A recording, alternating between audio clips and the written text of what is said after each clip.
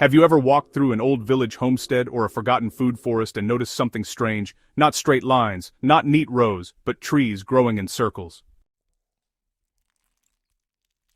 When I first saw it, I thought it was random, maybe nature doing its own thing, but the more I studied traditional farms, indigenous gardens, and permaculture systems, the more I realized something powerful. Those circles weren't accidents, they were strategy. And in many cases they produced up to 4 times more food than the row systems most of us use today. So that got me asking, if circles worked so well, why did we abandon them for rows? So, why did we switch to rows? Here's where history gets, really interesting. If circles were so productive, why aren't we using them everywhere? The answer isn't biology, it's machinery. When industrial agriculture arrived, tractors needed straight lines, plows needed straight lines, harvest machines needed straight lines. Rows weren't chosen because they were better for plants, they were chosen because they were better for machines. Efficiency for equipment replaced efficiency for soil. And, slowly, we forgot the old knowledge.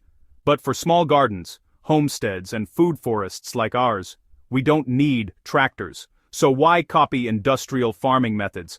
Let me share something personal from my garden.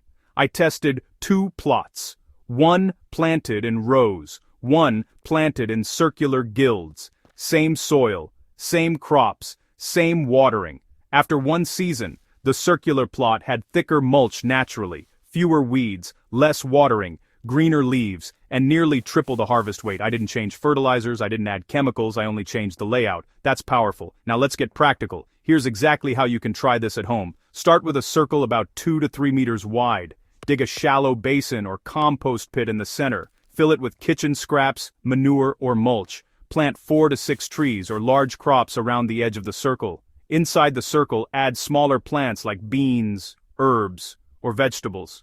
Cover everything with thick mulch. Water deeply once, then let the system regulate itself. The center compost feeds the outer plants. The plants shade the soil. The soil holds water. It becomes a living ecosystem, not just a garden bed. That's the secret. Fruit trees work beautifully. Mango, guava, citrus, avocado, pawpaw. They all thrive in guilds. Bananas love circles because they trap moisture. Vegetables like beans, sukuma wiki, pumpkins, and sweet potatoes fill gaps and protect soil. Think diversity, not uniformity. Nature loves variety. Let's be honest, rows aren't evil, they're just not always ideal. For fast-growing crops like carrots or onions, rows make harvesting easier. For very large fields, rows are practical. But for trees, perennials, and home gardens, circles often win. It's about choosing the right tool for the job. This whole journey taught me something deeper. Gardening isn't about forcing order. It's about observing nature and copying what already works. Forests don't grow in straight lines, yet forests are the most productive systems on Earth. So maybe the goal isn't neatness, maybe the goal is life. When we design with nature instead of against it, yields explode. Not because we worked harder, but because we worked smarter. If you've been struggling with dry soil, low yields, or constant watering, try breaking free from rows. Experiment with circles. Start small. Watch what happens.